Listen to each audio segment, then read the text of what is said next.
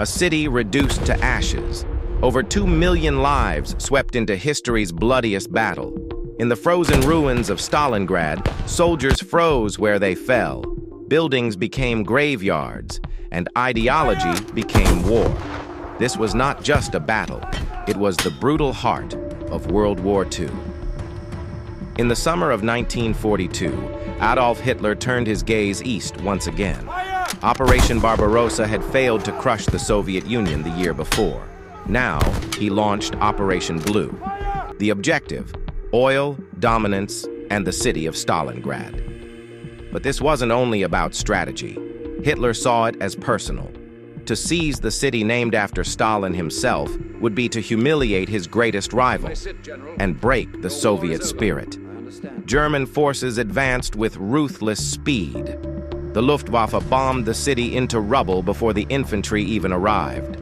By August, Stalingrad burned, but it did not fall. Soviet defenders dug in. Every basement, every stairwell, every sewer became a front line.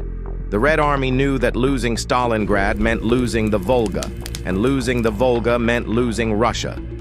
What followed was no longer conventional warfare. It was street to street, floor to floor, hand to hand brutality.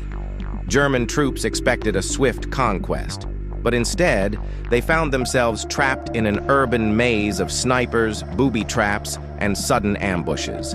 Soviet commanders adopted a new tactic: hug the enemy. Stay close enough that German air support couldn't be used without killing their own. Inside the shattered city, civilians continued to live, or try to. Tens of thousands refused to flee. They brought water to soldiers, dug trenches, and buried the dead in backyards. Hunger and frost claimed more lives than bullets. By November, Stalingrad was no longer a city. It was a frozen tomb. Then came the counterstrike. On November 19, 1942, the Red Army launched Operation Uranus.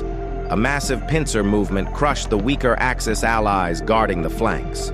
Within 4 days, over 300,000 German and Axis troops were trapped inside Stalingrad. Hitler refused to allow retreat. He ordered the Sixth Army to hold their ground. Supplies would come by air, he promised, but they didn't.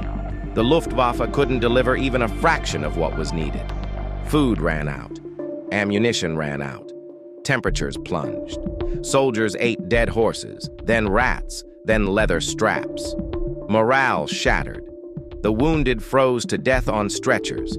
Disease spread in the trenches. Yet Hitler insisted on no surrender. In a final act of cruelty, he promoted General Paulus to Field Marshal, knowing that no German field marshal had ever surrendered in battle. The message was clear: die with honor. But Paulus didn't die.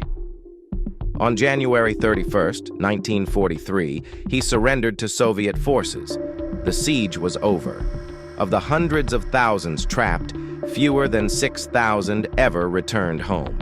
The rest died in battle, in captivity, or simply disappeared into the Russian winter. Stalingrad broke the myth of German invincibility. It was the first time Hitler's war machine had been decisively stopped, and it marked the beginning of the end. From that moment on, the Red Army pushed west, all the way to Berlin. But the cost was unimaginable. Over 2 million casualties, entire divisions wiped out, a city turned to dust. Yet Stalingrad became more than a military victory.